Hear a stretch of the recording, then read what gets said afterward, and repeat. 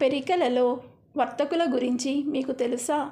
సాధారణంగా శెట్టి అనగానే శెట్లు, సేట్లు, కొమట్లు గుర్తొస్తారు. కానీ వారికన్నా ముందే మహాభారత కాలం నాటికే భారత సభా పర్వంలో పెరిక శెట్టిల గురించి ఉన్నది. పెరిక శెట్టి అనే పదం పెరికలలో వ్యాపారులను సూచిస్తుంది.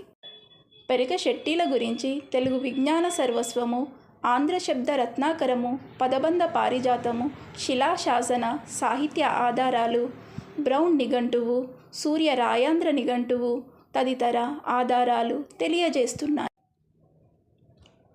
శెట్టి అనగా శ్రేష్ఠి అనగా వ్యాపారి అని అర్థం. పెరికలలో లేదా పెరిక సంచుల్లో పెరిక అనే తూకం ఆధారంగా వ్యాపారం చేసేవారు పెరిక శెట్టి. అప్పటిదాకా ఎందుకు? ఒకసారి ప్రస్తుతం ఉన్న పెరికల ఇంటి పేర్లు పరిశీలించండి.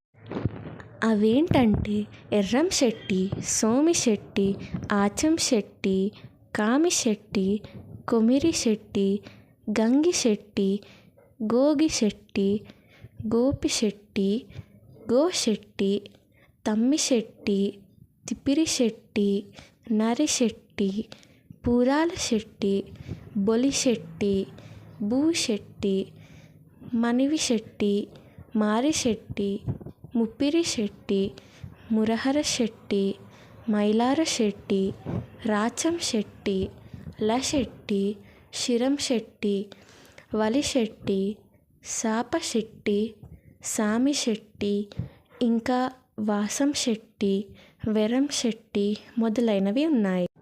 ఇవన్నీ పెరిక వ్యాపారుల గురించి తెలియజేస్తాయి.